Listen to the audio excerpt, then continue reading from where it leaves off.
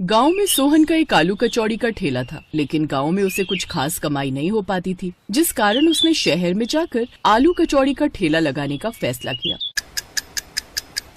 अब हमें शहर जाकर अपना काम शुरू करना होगा रमा। गांव में कुछ खास कमाई नहीं हो पा रही। दोनों बच्चे की पढ़ाई और बेहतर भविष्य के लिए हमें ज्यादा पैसे कमाने होंगे। जैसा आपको ठीक लगे। सोहन अपनी पत्नी और 2 बच्चों के साथ शहर चला आया। शहर पहुंचते ही उसकी पत्नी रमा उससे बोली, आपको क्या लगता है जी, हम शहर में अपना आलू कचौड़ी का ठेला चला पाएंगे? यहाँ तो जहाँ नजर दौड़ाओ खाने का कुछ न कुछ ठेला लगा ही हुआ है। यहाँ तो खाने की कोई कमी है नहीं। ऐसे में कोई हम गरीबों के हाथों की आलू कचौड़ी क्यों ही खाएगा? अभी तो काम शुरू भी नहीं हुआ और तुमने पहले ही हार मान ली रमा। अब वो शहर में अपने लिए किराए पर कमरा ढूंढते हैं। उन्हें एक कम दाम में कमरा मिल जाता है। अब वो उसमें रहने लगते हैं। कुछ दिनों में ही सोहन अपने घर के पास में ही आलू कचौड़ी का ठेला लगा लेता है। उसके आसपास काफी सारे फास्ट फूड के ठेले लगे हुए थे, जिस कारण उसके ठेले पर बहुत कम लोग ही आ पाते। वो जितना सामान बनाता उसका आधा सामान बिकता। सोहन परेशान होकर रमा से बोलता है, रमा, यहाँ तो सभी फास्ट फूड के दीवाने हैं। हमारी आलू कचौड़ी तो बहुत ही कम लोग खरीदते हैं।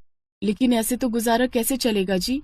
कमरे का किराया भी देना है, बच्चे भी साथ में हैं, उन्हें भूखा भी नहीं रख सकते। हमें कोई ऐसी जगह तलाशनी होगी जहाँ हमारा आलू कचौड़ी का काम अच्छा चले। लोग ज्यादातर आलू कचौड़ी खाना पसंद करते हो। हाँ, लेकिन ऐसी जगह कहाँ मिलेगी? तभी उनकी मकान मालकिन वहाँ आती है।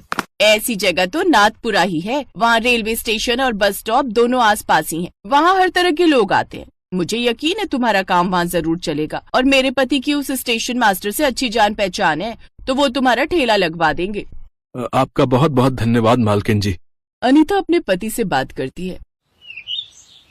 वो अगले दिन स्टेशन मास्टर से कहकर वहाँ पर सोहन का ठेला लगवा देता है। आलू कचौड़ी की महक बस स्टॉप और स्टेशन पर आने वाले यात्रियों को अपनी ओर खींचने लगती है। अब सोहन के ठेले पर यात्रियों की भीड़ रहने लगती है।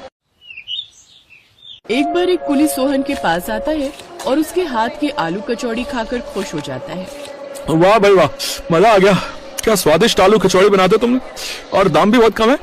सच कहूँ, पहले यहाँ खाना खाने के लिए ना हमें दुकान पे जाना पड़ता था, जहाँ खाना काफी महंगा मिलता था और हमारी दिन भर की कमाई खाने में ही चली जाती है। लेकिन अब तुम्हारे पास ये कम दाम में आलू पूड़ी खाकर तो पेट भरता ही है, साथ ही 2 पैसे भी बच जाते हैं भाई। धन्यवाद भाई, अब तुम पेट भरकर खाना खाओ।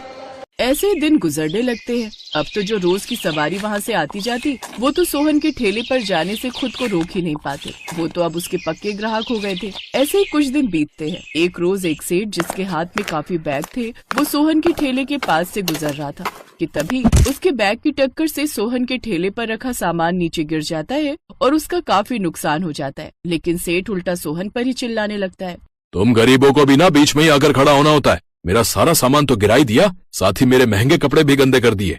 लेकिन साहब, इसमें मेरी क्या गलती? आपकी वजह से उल्टा मेरा कितना नुकसान हुआ है। आप ऐसा कीजिए, मेरा नुकसान भर दीजिए।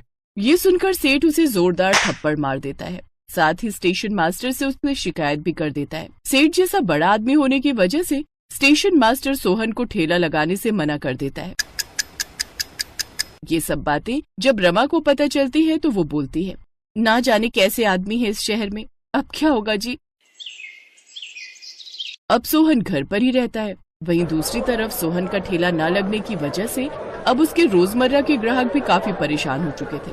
अब तो लोग इतना ट्रेन और बस के बारे में नहीं पूछते थे जितना वो सब सोहन के बारे में पूछते थे। अरे सोहन भाई की आलू कचौड़ी में जो बात थी वो और किसी भी खाने में नहीं। सच में उनकी आलू कचौड़ी की बहुत याद आती है। उनकी बात पीछे खड़ा बिरजू नाम का वही कुली सुन रहा था जो अक्सर सोहन के ठेले पर आता था। वो सीधा स्टेशन मास्टर के पास जाता है। ये आपने बहुत गलत किया मास्टर जी। मेरी मानिए तो आप सोहन को वापस बुला लीजिए। वैसे भी उस गरीब की क्या गलती? मैंने खुद उन सेठ को अपने सामान से सोहन के ठेले पर टकराते हुए देखा था। उसकी बात मानकर अब वो सोहन को वापस बुला लेते हैं। तुम्हारा बहुत बहुत धन्यवाद बिरजू भाई। अब अगले दिन से सोहन फिर से ठेला लगाने लगता है। उसके पास फिर से ग्राहक आने लगते हैं। सोहन को देखकर सब ग्राहक बहुत खुश थे। कुछ दिन ऐसे ही बीतते हैं। एक रोज जब वो सेठ वहाँ से गुजर रहा था तो उसके हाथ में एक बैग था जिसमें काफी सारे रुपए थे। पीछे से 2 गुंडे आए और सेठ से वो बैग छीनकर भागने लगे। पकड़ो पकड़ो पकड़ो पकड़ो। ये देखकर सोहन ने वहीं रखा अपना बर्तन उठाया और उन दोनों की पिटाई करने लगा और उनसे बैग छीनने लगा। तभी उनमें से एक गुंडे ने सोहन पर चाकू से वार कर दिया। ये देख उसके ग्राहक गुस्सा हो गए और उन सब ने मिलकर उन गुंडों की धुनाई कर दी। सेठ सोहन को जल्दी से अस्पताल लेकर गया, जहां उसकी जान बच गई।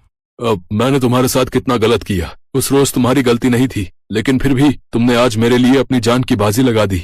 कोई बात नहीं साहब, पैसा कितनी मेहनत से कमाया जाता है ये बात मैं अच्छे से जानता हूँ, और इंसानियत की खातिर आपकी मदद करना मेरा फर्ज था। आपकी जगह कोई और होता तो तब भी मैं ऐसा ही करता। सोहन, सच में तुम भले इंसान हो, और ऐसे इंसान की मदद मैं भी करना चाहूंगा। अब सेठ सोहन के लिए एक बड़ी सी दुकान खुलवा देता है, जिससे उसके पास और भी ग्राहक आने लगते हैं। अब सोहन खूब पैसे कमाने लगता है और साल भर के अंदर ही वो खुद का घर ले लेता है और अपने परिवार के साथ खुशी खुशी रहने लगता है।